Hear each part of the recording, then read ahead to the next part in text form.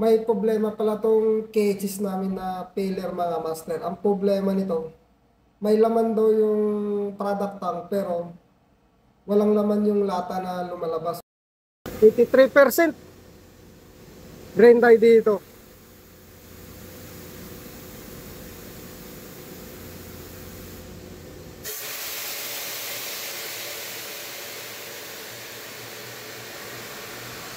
Yuto lang lumalabas.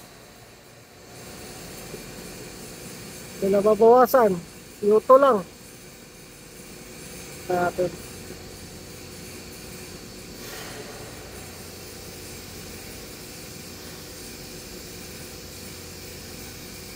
Calibrate natin. Ibabaw. Wala akong data. Sige.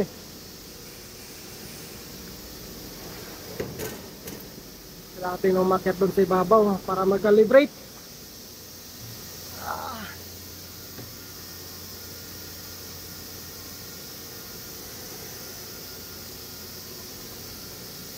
Yun. Pang level sensor na to.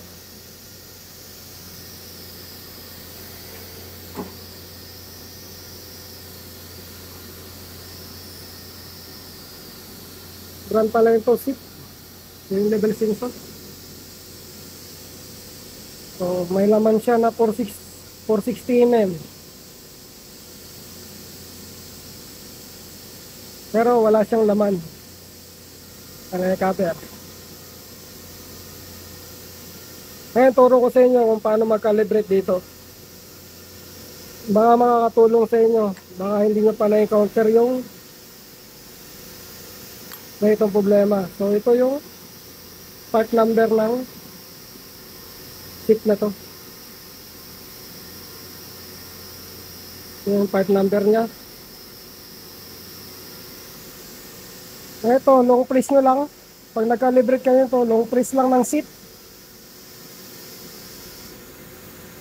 Yan, pag lumalabas na yan, auto-calibrate, okay nyo lang. Okay. Yun, nakakalibrate na siya.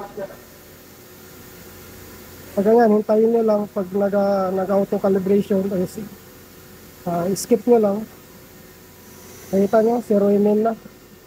Ano, 0 na? Ha, 0 na. Itika lang ha, saglit lang ha. 0 mm na.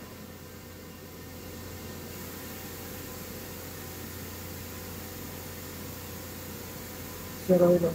Baba tayo. Ano pa ang tatatakbo dito?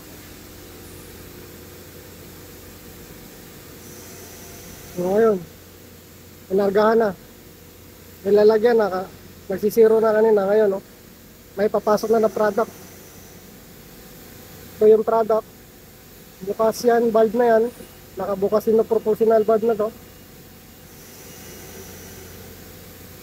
Bukas to. Okay na, pumapasok na. Yan. Discharge conveyor sa taas.